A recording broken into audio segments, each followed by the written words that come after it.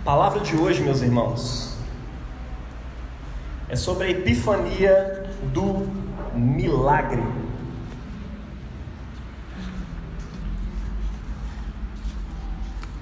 Como assim epifania? A gente já vem falando, mas vale ressaltar mais uma vez, né? Epifania é quando você tem um insight sobre alguma coisa, sabe? É quando cai a ficha. A gente estava falando isso no GR essa semana, né? Epifania. Cara, tive uma epifania. Quando você fala isso é porque a ficha caiu a respeito de alguma coisa importante. Os eventos da epifania no calendário cristão, o batismo de Jesus, a visita dos magos, o primeiro milagre de Jesus em Caná da Galileia, além do início das pregações de Jesus, quando Jesus começa a pregar as primeiras palavras para os seus discípulos, são momentos de cair a ficha, porque cada milagre que Jesus faz, cai a ficha na cabeça dos discípulos. De repente um surdo começa a ouvir, um mudo começa a falar, um cego começa a ver, e eles vão conectando aquilo com as profecias e dizendo: cara, a profecia dizia que quando o Messias viesse, isso ia acontecer. Então, aí a ficha caía. Eu acho que ele é o Messias. E tudo que Jesus fazia era para poder cair a ficha dos discípulos. E hoje nós estamos aqui diante de uma situação de infortúnio, onde a ficha dos discípulos vai cair pela primeira vez. Por que pela primeira vez? Porque no batismo, nem todos os discípulos estavam lá. Na visita dos magos, nenhum discípulo estava lá. Só tinha Maria, mãe de Jesus, José, se José estava vivo nessa época, a gente não sabe, e os magos, né? Jesus vem primeiro para todos os povos, aí de repente ele vai manifestar a sua glória para os seus discípulos. E ele manifesta pela primeira vez em um casamento. Cara, casamento é um negócio importante, que dá muita dor de cabeça. Quem já organizou um casamento aqui? Eu já, a Elisane já. Eu fui num casamento que essa moça organizou, Renata, cara, pensou em tudo. Fui convidado só para pregar. Sabe quando você não precisa fazer mais nada? Você chega lá e ministra. Cara, foi lindo o casamento desses meninos. Eu fico imaginando o tanto de coisa na cabeça assim para poder organizar, para poder preparar. E imagine você na sua festa de casamento.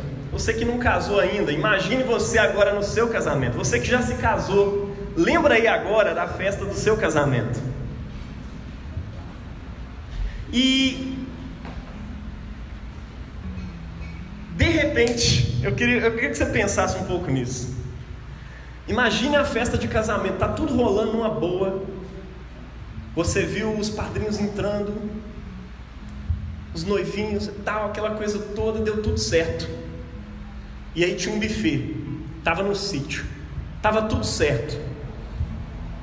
A fila da comida do banquete já estava gigante. Casamento é assim, né? Normalmente quando tem comida depois do casamento, a galera nem come em casa, já guarda ali, fica em jejum para poder comer na hora do casamento. E aí está lá a fila gigante.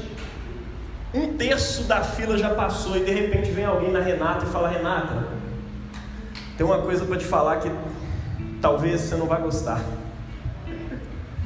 É que o cara do buffet não calculou bem a comida. E aí, cara, o arroz acabou, a gente tentou fazer mais, queimou, e não tem nem arroz mais para fazer, e o feijão já acabou. Esse trem nem tem casamento, né? Tem o que é estrogonofe. O estrogonofe já está no final, mas só um terço da galera comeu até agora. Aí você olha para a fila, tá lotado assim. Seu sogro e sua sogra nem comeram ainda. Uns velhinhos que foram andando devagarinho, só conseguiram chegar no final da fila, e tá lá uma galera comendo e uma turma lá sem comer. Cara, que desastre. Como é que a gente vai resolver isso? Olha, se eu voltar para a cidade para pedir o pessoal do buffet para fazer mais, talvez daqui a umas 6 horas está tudo pronto. Amanhã, você quer dizer? Cara, você acabou com o meu casamento. É isso que Jesus está mostrando aqui? 2/3 da galera na fila, todo mundo confiando em você, porque você organizou tudo. Você contratou todo mundo e deu tudo errado. Cara, isso naquela época era um sinal assim, era um mau presságio. Isso significava que o seu casamento ia ser uma maldição, tá? Porque naquele tempo, se não tivesse vinho, né, quanto mais rica era a pessoa, mais tempo demorava a festa. Eram 7 dias e tinha que ter vinho. Você viu quanto de vinho que Jesus faz aqui, cara? 6 jarras que tinha mais ou menos 100 litros. Rapaz, é vinho pra caramba, mano.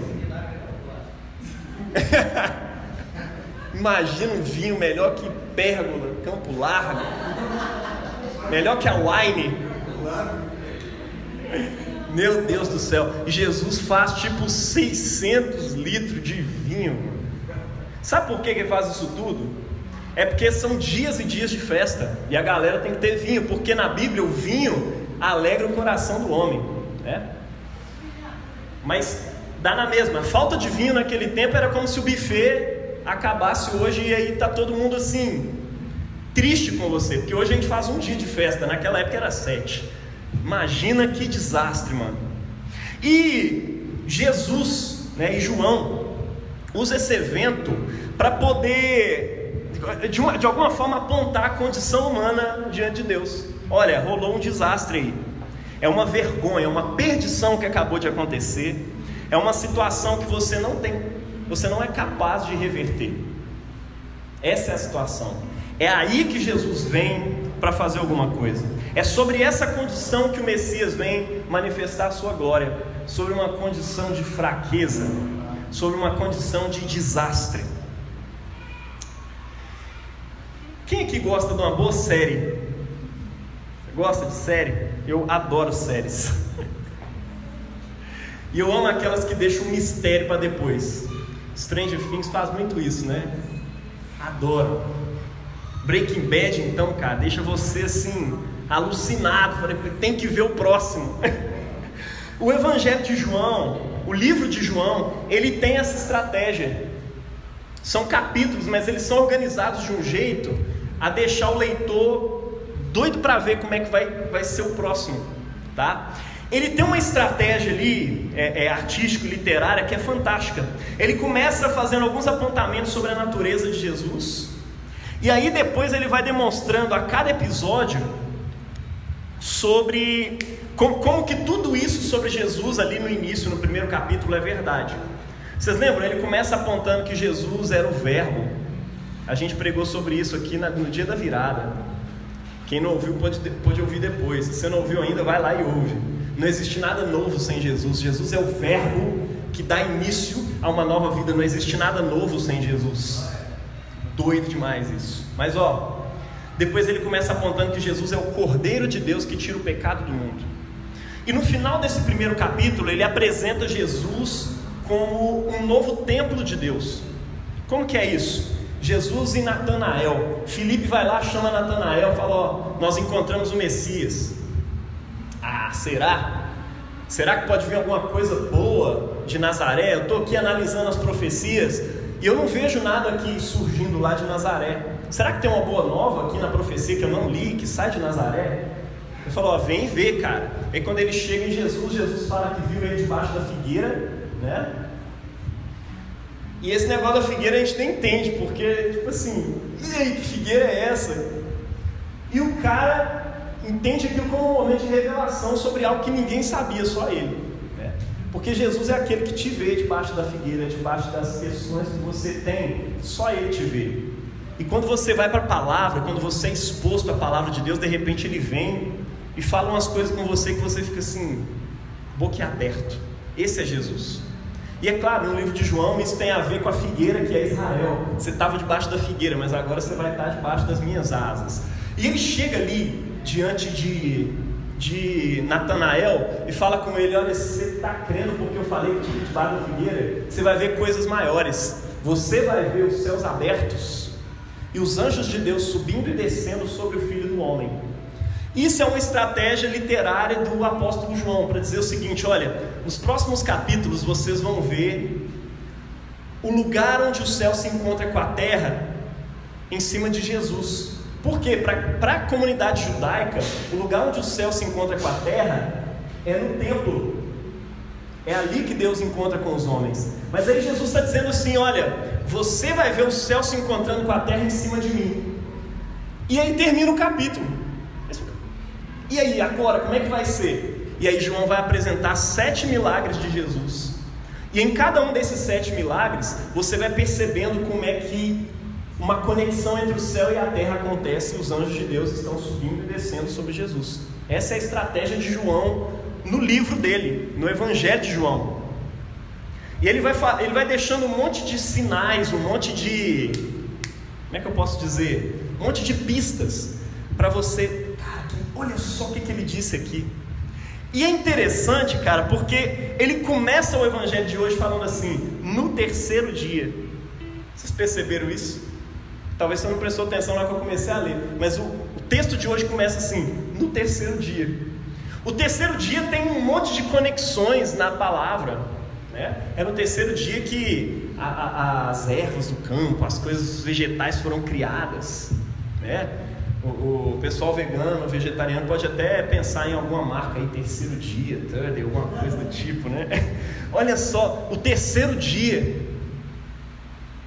é o dia em que a provisão do cordeiro apareceu para Abraão, quando ele estava lá procurando, lá no Monte Moriá, falou com o filho dele: Deus proverá o cordeiro. É no terceiro dia que o cordeiro é provido.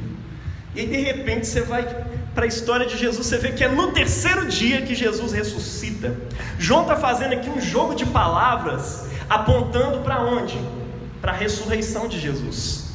Por quê? A manifestação da glória de Cristo está diretamente relacionada com o terceiro dia, com a ressurreição. O dia em que o poder de Deus tomou a fraqueza humana morta dentro de uma tumba, dentro de um sepulcro, e Ele manifestou ali a sua glória. É por isso que eu gosto do meu nome. Meu nome tem a ver com morte, e é em cima da morte que Deus manifesta a vida dele. Amém? Esse é o evento através do qual essa mesma glória pode se manifestar em nós hoje. Você crê nisso? É no terceiro dia, é na ressurreição que está sendo invocada aqui, que a nossa água, que é uma coisa comum, é transformada em vinho, é transformada em algo que somente Deus pode fazer. Na medida em que nós estamos no templo de Deus. Se você está no templo de Deus, se você está dentro do templo de Deus, que agora não é mais lá em Jerusalém, ele é em uma pessoa chamada Jesus. Se você está em Cristo, você pode ver os anjos de Deus subindo e descendo sobre o Filho do Homem, e consequentemente sobre você, todos os dias da sua vida. O ordinário começa a ser revestido pelo extraordinário. Você está entendendo? E o texto termina dizendo que ele manifestou a sua glória e os seus discípulos creram nele. A forma como ele manifesta a sua glória ali e os seus discípulos creem nele tem tudo a ver com a forma como ele manifesta a glória de Deus sobre nós hoje. E é isso que eu quero explorar com você aqui hoje. Cristo manifesta a sua glória sobre a nossa confiança. Esse é o primeiro ponto de hoje, eu quero que você preste atenção nisso. Quando e onde Cristo manifesta a sua glória? Ele manifesta a glória dele sobre a nossa confiança. Nós estamos diante de uma situação cabal. Não tem mais nada o que fazer. Imagine Bia lá no seu casamento e alguém avisa para o noivo chega nela e fala: Bia, deu ruim. Não tem nada que eu possa fazer, nada. E é engraçado porque a mente da gente, quando acontece alguma coisa errada, a gente fica num loop eterno, né? Nossa, se eu tivesse feito tal coisa, aí teria acontecido. Se minha avó não tivesse morrido, ela estava viva. Sabe esses rolês assim? A gente fica lá num loop eterno. Não vai, não. Nós, se eu tivesse, eu lembro uma vez que eu fui assaltado e eu fiquei pensando em 1000 coisas que eu poderia ter feito. Irmão, se eu tivesse dado um golpe assim, eu ia subir na cabeça dele, eu não ia conseguir, não ia assim, cara. Se eu tivesse feito, eu fiquei num loop semanas, meu irmão, porque aquilo me traumatizou. Como é que alguém pode tomar o que é seu assim, só porque é mais forte do que você? Ou porque tem um poder a mais na mão para poder te... Aí eu ficava ali pensando semanas. Mas o fato é, não existe nada que pode ser feito. Nada ao seu alcance pode ser feito. E é por isso que a glória de Cristo se manifesta em cima da nossa confiança no único que pode reverter essa nossa situação. Cristo, ele sempre nos conduz em situações em que a fé é possível ser exercitada. Como assim? Dietrich Bonhoeffer, um pastor luterano que lutou lá numa operação, acho que é a Operação Valquíria, uma operação secreta para dar um fim mais justo para aquela guerra, lidando diretamente com o problema que era o Hitler.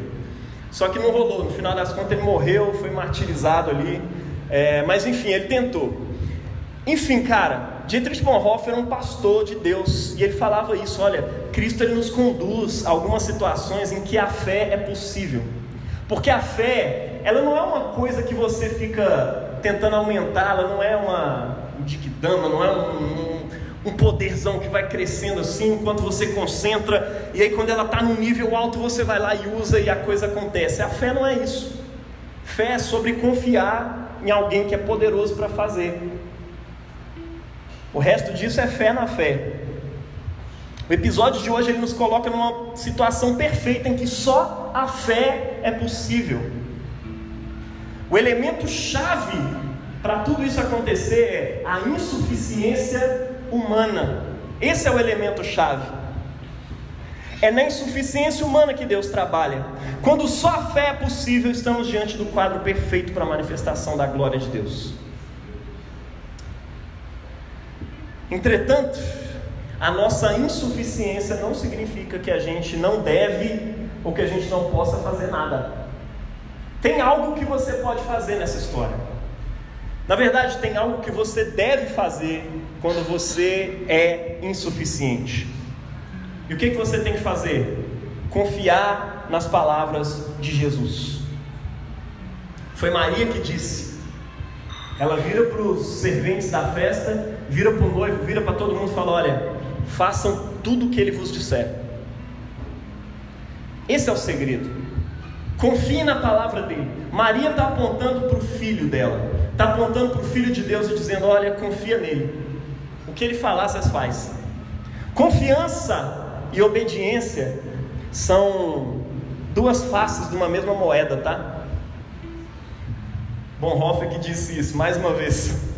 Olha só, confiança e obediência são duas faces de uma mesma moeda. Não existe obediência sem fé. Você só obedece quando você crê. E não existe fé se ela não é acompanhada de obediência. Você não é salvo por um esforço mental que você faz ali para acreditar em alguma coisa. A única coisa que bota a sua fé em evidência, a única forma de você ver a fé é na hora da ação. Fora isso, eu não posso ver que a Bia tem fé. Fora isso, eu não posso ver que Elisane tem fé. Eu vejo a fé. Jesus falou: olha, a tua fé te curou, porque ele viu aquela fé manifestada em ações. Paulo olha para uma pessoa e vê que ela tem fé, e aí ele ministra ali a cura. É uma pessoa, levanta, era paralítico, de repente ela se levanta. A glória de Deus se manifesta quando você tem fé, e essa fé, ela é sempre revestida de uma ação correspondente. Imagina os servos daquela festa andando pelo caminho, um vira para o outro e fala: velho, você entendeu que nós estamos numa situação arrasadora? O noivo agora vai ser mal visto, mal falado pro resto da vida. E o doidão lá pediu a gente para pegar água. Será que ele não entendeu que a gente está precisando de vinho? Imagina o cara indo lá junto com... É mesmo, cara, nós estamos buscando água, cara. Mas eu vou encher 6 talhas de água, um negócio pesado desse. Não faz sentido. E para encher 6 talhas, que cabe 100 litros d'água, você há de convir comigo que eles não carregavam essa talha para os lugares. Eles tinham que ir lá buscar e jogar dentro das talhas, porque a talha ficava no mesmo lugar. E as talhas eram usadas, eram um jarrão de pedra, usados nas águas de purificação judaica. Jesus está dizendo que a partir daquela situação, a partir ou de dentro daquele sistema religioso, Jesus estava surgindo para trazer purificação para o povo de Deus. Tá? E aí eles estão indo para lá e para cá o tempo todo trazendo água. Eles poderiam duvidar, mas paga para ver. Vou te falar mais uma vez, pague para ver. Quando Jesus te pedir para fazer alguma coisa, confia nele, confia em Jesus, confia na palavra dele. A gente está precisando de vinho, por que raios a gente está indo buscar água? Mas eles vão até o fim. Não tem muita coisa para fazer também? Então, se a única esperança é água, vamos embora levar água. Daqui a pouco esse povo está tão chapado aí que eles tomam água e acham que é vinho, sei lá. Não sei o que esse cara vai fazer. Confia na palavra. Cristo trabalha sobre a nossa confiança. Jesus trabalha em cima da sua confiança. E eu já vou dizer, confiança / obediência, porque não tem como ter confiança sem ter obediência, né? Não existe fé sem obras. A confiança, meu irmão, ela é sempre demonstrada pela sua obediência a Jesus. Em outras palavras, a obediência ela é o corpo da fé. A obediência faz com que a fé se torne carne. Ela é o sinal visível. Sabe a ceia, onde nós temos o sinal visível do corpo de Cristo, o sinal visível do sangue? Então, a sua obediência é o sinal visível, ela é o sacramento da sua fé. E nós precisamos de sinais visíveis. Creia, obedeça. Não entenda uma coisa afastada da outra. Você não avalia a sua confiança nas leis da termodinâmica. Será que eu acredito na lei da termodinâmica, na troca de energia? Não, você só chega lá e bota a água, faz o café e coloca ali. Você não fica avaliando se você tem fé, você age. Está entendendo? Isso leva a gente para o segundo ponto de hoje. Cristo manifesta a sua glória sobre a nossa obediência. Primeiro, ele manifesta a glória sobre a sua confiança, sobre a sua fé. Segundo, ele manifesta a sua glória sobre a sua obediência. Lembrando que uma coisa não pode estar desligada da outra. Uma moeda de 50 centavos sem a parte que tem um número não é nada. Mas também sem a parte que tem uma cara não tem nada. Uma moeda não é a moeda sem cara. E ela não é uma moeda sem coroa. Está entendendo? Não existe uma moeda ali. Na sua relação com Deus, não é possível fé sem obediência e obediência sem fé. Não existe. Não acontece nada ali. Obedecendo o que Ele vos disser em cada área das vossas vidas. Cristo manifesta à medida que você obedece em cada área da sua vida. Mas como é que Cristo fala alguma coisa com você hoje? Porque lá eles tinham Jesus ali do lado e Maria falando, olha, façam o que Ele vos disser. E aí o que Ele disse, o povo foi lá e fez. Mas e hoje? O que Jesus está falando? Em que máquina que eu entro para poder ver Jesus falando? Alguns já sacaram aí. Primeira forma de Deus falar com você hoje, por meio da palavra, por meio da Escritura. Jesus fala por meio da Escritura. Você crê nisso? Se você ficar sem ouvir a voz de Jesus, você vai morrer.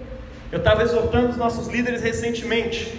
Não é possível pensar numa vida cristã sem leitura da palavra, sem meditação na palavra de Deus e sem oração. Você precisa disso sempre, porque é quando eu leio a palavra que Jesus fala comigo. Você já sabe que a Bíblia diz diversas coisas sobre você.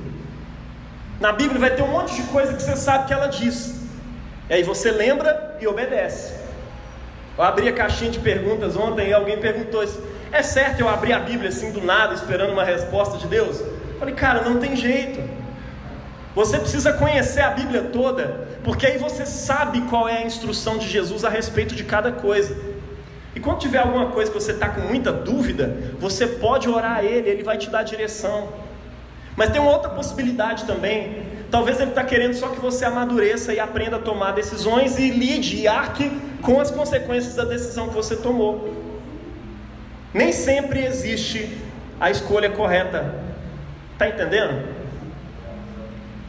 Muitas vezes vai ter a escolha, várias opções de escolhas corretas, como o lugar onde você vai trabalhar. Tem gente que fica assim: Jesus, eu devo comprar bolacha de morango ou de chocolate? Fala comigo, Senhor, porque eu quero fazer só a tua vontade. E Deus está lá assim: pelo amor de Deus, menina, aprende a tomar decisão. Mas a gente não quer tomar decisão porque quando a gente estiver comendo a de morango, a gente vai pensar: nossa, eu queria tanta de chocolate também. Compra as duas então, meu. Sabe?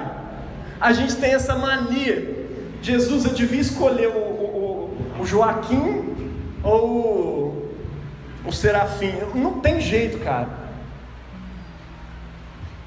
Algumas vezes Deus vai te dar a direção: escolhe, vai com esse cara aqui, vai ser uma bênção. Vai com essa menina que vai ser uma bênção. Às vezes não. Você vai tomar uma decisão e você vai arcar com as consequências boas e ruins dela, meu irmão. Porque o que Deus uniu não separe o homem. Tem gente que tem essa ideia assim: nossa, meu casamento está dando errado, é porque eu deveria no passado ter escolhido fulano, porque ele que era a vontade de Deus. Aí como eu não fiz a vontade de Deus, agora eu estou pagando. Não, cara, não existe isso não, tá? A gente não acredita nisso aqui. Amém.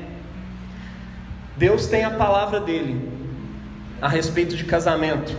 Viva as instruções dele a respeito de casamento, os dois, e as coisas vão andar maravilhosas. E muitas vezes vai ter muito sofrimento, e no meio do sofrimento vocês vão aprender a amadurecer. Vinho tem a ver com isso, né? Vinho é uma parada muito boa, mas ela é fruto de esmagamento. Alguém teve que pisar o vinho, e pisou.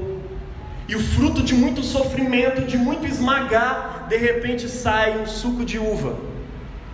E aí ele fica lá encostado, fermentando, abandonado, deixado de lado. Quantas vezes você não se sente abandonado e desesperado? E tem alguma coisa acontecendo. Será o que está acontecendo? Deus está te envelhecendo para te amadurecer, para você se tornar um bom vinho. Você está entendendo? Vinho tem a ver com isso. A direção, a vontade perfeita de Deus tem a ver com você obedecer à vontade dele para as coisas. Sabe por quê? Porque a gente tem mania de jogar nas costas de Deus depois a culpa da gente ter tomado uma decisão específica. Não, Deus me direcionou para isso. Tem gente quase jogando urim tumim. Jesus, vou jogar essas pedras aqui, aí se cair dentro do círculo é a tua vontade, se não sei o quê. Mas o Espírito Santo está dentro de você, meu irmão. Se o Senhor orou até o limite da data que você precisa e Deus não deu uma direção, irmão, significa que Deus está dizendo: olha, toma uma direção, menino, e arca com as consequências dela, me obedece naquilo que você está indo fazer. Isso se a primeira parte já tivesse sido obedecida, que é ouvir as instruções claras da palavra de Deus. Porque tem gente que está assim: Deus, eu queria que você me desse direção, é porque eu estou aqui me relacionando e o Senhor sabe que, né, essa pessoa nem te obedece, essa pessoa não quer andar com o Senhor, mas eu queria que o Senhor me abençoasse, me desse a direção se é para mim andar com Ele pro resto da minha vida ou não. Meu irmão, você esqueceu de ouvir a primeira parte. Essa segunda parte de ouvir a voz de Deus para saber a direção ou de amadurecer é posterior ainda, tá? Falou: Jesus, eu estava querendo assim, eu vou sonegar um imposto, Senhor, e aí eu queria que o Senhor me desse direção se eu devo sonegar tanto assim, exorbitantemente, aí o Senhor abençoa para a receita não ver, ou se eu devo sonegar aos pouquinhos. E Jesus está falando: cara, você não ouviu a primeira parte da mensagem, que é obedece a palavra, aquilo que já está claro. Está entendendo? Não furtarás. Está certo que muitas vezes o imposto é um furto do Estado contra você, mas a Bíblia diz algo sobre isso também: sofra você como cristão, como alguém que é justo diante de Deus. Sofra essas coisas, sofra essas consequências. Nós somos os cristãos, nós somos as uvas que são pisadas todos os dias para que o bom vinho de Deus seja feito nessa terra. Obediência, antes de tudo, a palavra. Segundo, ouça o seu pastor e todo o sistema de discipulado e pastoreio da sua igreja. Seu pastor tem feito séries para você ouvir a voz de Deus. E ele tem organizado e articulado aquilo e passado a mensagem para pessoas sérias poderem ministrar a palavra. Ouça o que está sendo dito. Como eu ouço a voz de Jesus hoje para me obedecer? Ouça teu pastor, ouça teu discipulador, ouça o seu líder de célula, ouça pessoas que são referências para você, que estão te ajudando a andar na presença de Deus, a andar na fé em Jesus.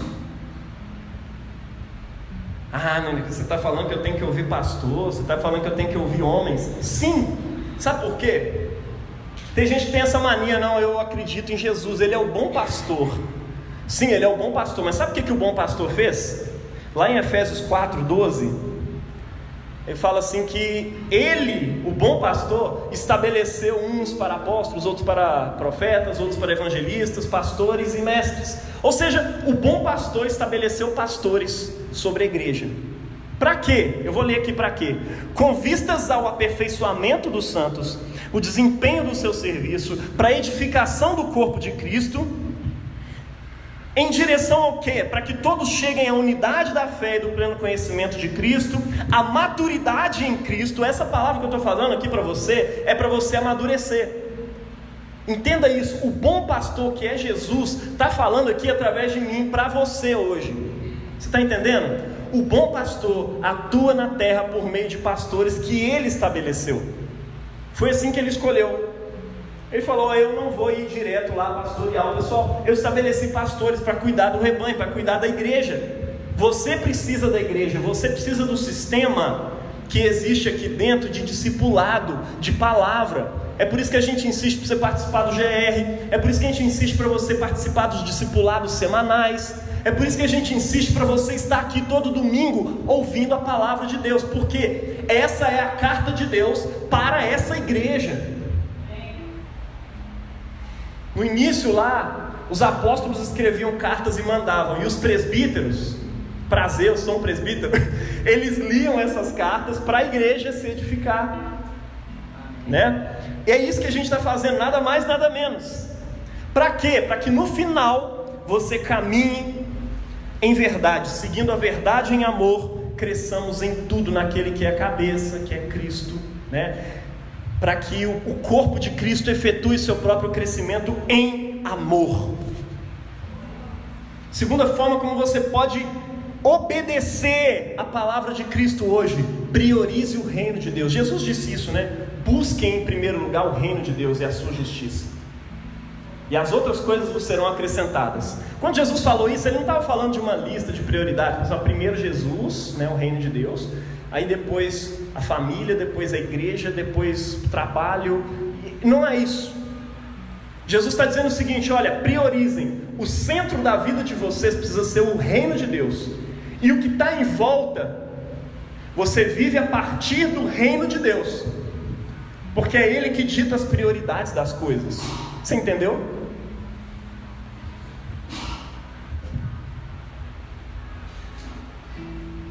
O que fez aquela viúva de Sarepta que a Camila acabou de ler aqui?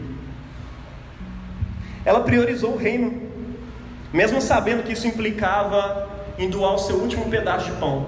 Vocês prestaram atenção na leitura? A leitura falava de uma viúva que está lá quase morrendo, e ela tinha o último resto de farinha e de azeite para fazer um resto de pão. Farinha e azeite ia ser aquele que é chamado em Israel de pão do pobre, que é um pouquinho de farinha, um pouquinho de azeite, um tiquinho de água, e você faz um pão daquele que a gente toma aqui na ceia todo domingo, que o André faz com muito amor e carinho para nós. Aqui ele é bonitinho, gourmetizado, mas na época era o pão do pobre, que era a única coisa que o pobre tinha condição de fazer: um resto de trigo, água e óleo e azeite. Está entendendo? Ele fazia com aquilo ali e comia. E ela falou: olha, eu só tenho isso aqui para mim e para o meu filho comer hoje, e aí a gente vai sentar e esperar a morte chegar. E aí Elias falou: cara, faz o pão para mim. Imagina. Falou: mas você não está entendendo o que eu estou dizendo? Sim, eu sei o que você está dizendo. Tem gente que pelo reino de Deus obedece até o ponto X. Tem gente que faz até um pouquinho mais, assim, se esforça e tal. Mas tem gente que é a viúva pobre, sabe? A viúva de Sarepta. Tem gente que é aquela viúva pobre lá que Jesus estava analisando, o povo dando um monte de oferta. Ela dá umas 2 moedinhas. Aí Jesus fala: velho, essa deu mais do que todo mundo. Como assim, Jesus? Sim, ela deu tudo que ela tinha. Poderoso. Porque ela está vislumbrando coisas maiores. Lembra que eu falei ontem? Fé não é esperar e ver o sobrenatural todos os dias. Fé é olhar para o natural e enxergar que ele está cercado de sobrenatural o tempo inteiro. É olhar para essa realidade e ver ela como translúcida. É olhar para os meus filhos e ver que a glória de Deus está presente ali neles. É olhar para o meu cotidiano e, ao invés de ver somente um trabalho, casa, menino, fralda, eu estou vendo Deus construindo uma grande tapeçaria. A glória de Deus está ali e eu estou participando dela todos os dias. Fé é conseguir olhar o seu cotidiano, o ordinário, como algo extraordinário que Deus está fazendo a longo prazo. Ele está fazendo algo grande na sua vida. E essa mulher compreendeu isso, e quando ela compreendeu isso, ela deu tudo que ela tinha para o profeta. Ela priorizou algo que precisava no reino de Deus até a chegada de Cristo. Você está pronto para esse nível de obediência? Se você está pronto para esse nível de obediência, eu vou te falar o que Elias disse para ela. Ele falou assim: olha, a farinha na panela não acabará, e o azeite do jarro não faltará, até o dia em que o Senhor fizer chover sobre a terra. Não sei se você sabe, naquela época estava rolando uma praga que Elias mesmo tinha lançado. Não vai chover durante 3 anos e meio, acabou, não vai chover. E o céu fechou mesmo, não choveu. E aí no meio dessa provação ele chega nessa mulher e fala: olha, até o dia que a chuva voltar e te der trigo de novo para você plantar e colher, então, dentro da sua incapacidade, Deus vai manifestar a sua glória. Como? Como que ela obedece a palavra de Cristo ali? Ela obedece priorizando o reino de Deus. E ela faz o pão para o Elias. Eu imagino ela fazendo o pão ali, na hora que ela serve, que ela volta lá na panela para ver aqui, contemplar aquela tristeza. Ué, tinha farinha aqui. Ela faz mais um pão, entrega para o filho, e quando ela volta tinha mais farinha. E olha para o azeite, cara, tem mais azeite, o que está acontecendo? E ela vai lá e serve, e tem mais. Aí Elias fala: fica tranquila, filha, toda vez que você voltar aí, até a chuva voltar a cair de novo, vai ter farinha nessa panela e vai ter azeite aí nesse jarro. Eu quero dizer isso para você: até que Cristo volte e se manifeste de novo, Ele vai te prover todas as coisas. O que eu preciso fazer para isso? Obedeça a voz de Deus, por meio da palavra, por meio do seu pastor, por meio do discipulado que tem sido feito na sua igreja. Ouça a voz de Jesus, aprenda a obedecê-lo, aprenda a ser uva esmagada nas mãos de Deus, porque é daí que vem o bom vinho. Amém? Por fim, Cristo manifesta a sua glória sobre a nossa insuficiência. Por mais que possamos crer e obedecer, nós não podemos transformar água em vinho. Tem gente que acha que pode. Abraão tentou fazer isso. Ele sabia que Deus ia prover, que Deus ia guardar ele. E aí ele vai para uma cidade com a sua esposa Sara, e ele se vê diante de um problema. Nossa, na hora que eles veem minha esposa, ela é linda, tipo a Priscila, eu estou saindo num lugar assim com ela e a minha esposa é linda. O bicho vai pegar para mim aqui agora, eles vão me matar para ficar com ela. Aí ele começa a falar com todo mundo: ela é minha irmã. E aí o rei falou: gostei da sua irmã, quero ficar com ela. Então vai. E deixou ir. Aí quando chegou lá, os reis deram uma assustada. Caraca, o que está acontecendo?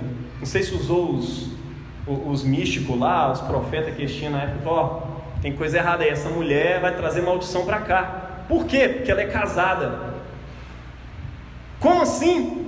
Ela é. Aí o pessoal saca e chega lá em Abraão: pô, cara, como é que você faz um negócio desse comigo? Fala: é porque eu estava com medo de você me matar para ficar com a minha esposa porque ela é linda demais. Sabe o que é isso? Ele está tentando fazer vinho por ele mesmo. Ele está tentando fazer um milagre sozinho. Sara, Rebeca, tudo faz a mesma coisa. Eu não consigo te dar um filho. Toma aqui a minha empregada e você fica com ela, e aí ela vai te dar um filho, e é isso aí que vai ser. E aquele filho só traz problema lá, Ismael. Por quê? Porque a gente tenta fazer vinho, mas o que a gente precisa fazer é confiar. E confiar em Deus, obedecer a tua palavra até onde Ele mandou. Não faça mais, porque você está tentando fazer vinho. Você não faz vinho. Você não transforma a água em vinho, está entendendo? O que você precisa fazer é obedecer a palavra de Deus. Você acha que a sua fé é o segredo? Saiba disso, você não transforma a água em vinho. Tem gente que acha que está fazendo a fé crescer ali, virar aquele Kamehameha da fé. Você ainda não está crendo, você está crendo em você mesmo. Você está tendo fé na fé.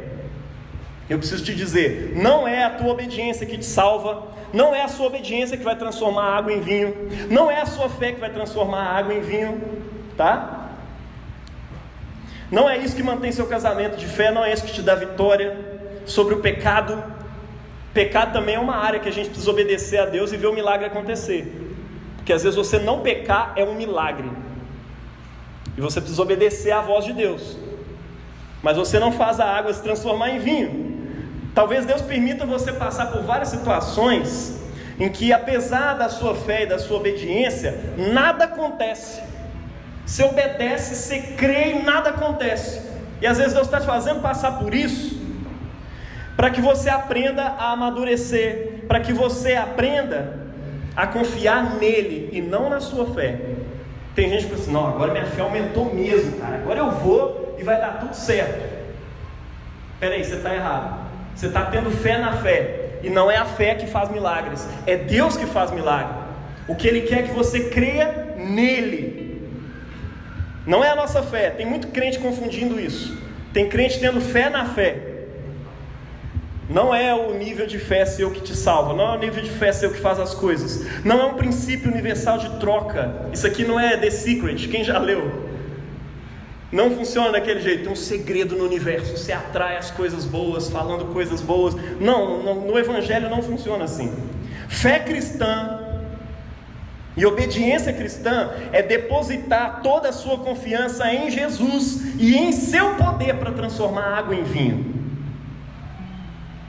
para transformar o seu desejo de pecado em deleite no Senhor, para transformar a sua ansiedade crônica em refrigério da alma, para transformar sua depressão em alegria, para transformar casamentos acabados em jardins de shalom, de paz de Deus, para transformar seu ódio, seu ressentimento em perdão. É confiar em Jesus. Não é o tamanho da sua fé, isso só te faz ser uma pessoa que fica se comparando com as outras. Mas quando você confia em Jesus, o homem humilde, a Deus que se fez carne, você também se torna humilde. Ele transforma disfunções físicas e psíquicas em cura. Ele faz coisas sobrenaturais acontecerem. Naquela festa a suficiência humana tinha acabado. Deus trabalha em cima desses desastres, sobre situações em que qualquer um poderia dizer, não tem mais jeito. E a Camila leu aqui para nós, né? Irmãos, considerem a vocação de vocês. Não foram chamados muitos sábios segundo a carne, nem muitos poderosos, nem muitos de nobre nascimento, nem muitos ricos. Pelo contrário, Deus escolheu as coisas loucas desse mundo para envergonhar os sábios, e escolheu as coisas fracas desse mundo para envergonhar as fortes. E Deus escolheu as coisas humildes do mundo, e as desprezadas, e aquelas que não são, para reduzir a nada as que são, a fim de que ninguém se glorie na presença de Deus. É sobre a nossa fraqueza que Cristo manifesta a sua glória. É sobre a nossa insuficiência que Ele faz coisas acontecerem. 2 Coríntios 12, 9 a 10, eu quero acabar com isso dizendo: a minha graça é suficiente para você, pois o meu poder, a minha suficiência se aperfeiçoa na fraqueza. Portanto, eu me gloriarei ainda mais alegremente nas minhas fraquezas, para que o poder de Cristo repouse sobre mim. Por isso, por amor de Cristo, me regozijo nas fraquezas, nos insultos. Você costuma se alegrar quando alguém te insulta? Se alegre nos insultos, porque é aí que Ele manifesta a glória dEle. Na sua fraqueza, nas necessidades, nas perseguições, nas angústias. Porque quando sou fraco é que sou forte. A minha força não está em mim, está nele. Amém? Se coloque de pé, meu irmão. Eu quero que você derrame hoje a sua fraqueza aos pés de Cristo. Todos vocês. Não sei como você vai fazer isso, se é ajoelhado, se é andando, se é parado onde você está. Eu quero que você se sinta à vontade para isso. Talvez não tão à vontade assim, mas eu quero que você se lembre das suas fraquezas agora. O que é a nossa obediência, se não apresentar nossas fraquezas e entregá-las para Jesus? Eu falei aqui sobre confiar em Jesus, sobre obedecer, mas a tua força para obedecer só vai até um limite. E o limite da sua obediência se chama fraqueza. Você não tem muita coisa forte. Taxinha, você é forte, mas a sua força diante de Deus é fraqueza. Mas eu quero te convidar hoje a experimentar, entregar a sua fraqueza a Deus. Talvez sejam pecados, vícios, dificuldades. O que você tem? Ofereça a Ele agora. Deus, eu tenho o vigor da minha juventude para te oferecer, que diante de Ti é só fraqueza. Eu tenho minha identidade racial, étnica, sexual, quero entregar a Ti. Eu tenho minha liberdade, eu tenho meus projetos de futuro, eu tenho minha paternidade, minha maternidade, eu tenho uma família, eu tenho uma vida inteira pela frente, Senhor Jesus. E eu estou te oferecendo aqui agora, como oferta. Ofereça a Ele. Talvez você tenha só pecados, um corpo, uma mente viciado na pornografia, em remédios, em olhares viciados, uma necessidade de comparação com os outros o tempo todo. Pô, fulano devia estar fazendo isso, fulano devia estar ouvindo essa palavra, então eu aqui. Oferece isso para Ele hoje e pede a Ele para transformar a sua vida. Entrega tudo. Cristo sempre nos brinda com o convite à nossa participação na manifestação da sua glória. Ele quer manifestar a glória dele sobre você, mas Ele não quer que você fique parado nisso. Ele quer te envolver no processo. E o seu envolvimento é: enche as talhas de água. Como que você vai encher as talhas de água? Ele poderia transportar aquelas talhas milagrosamente, mas Ele envolve o pessoal. Enche as talhas hoje com a sua oração. Isso é uma semente que você está plantando aqui hoje. Eu e você vamos ver a manifestação da glória de Deus aqui nesse lugar, na sua vida. Eu vou ver essa manifestação. Amém? Você crê nisso comigo? Então enche as talhas agora de oração. Apresenta a Ele quem você é, quem você tem sido. Apresenta a Ele nesse momento.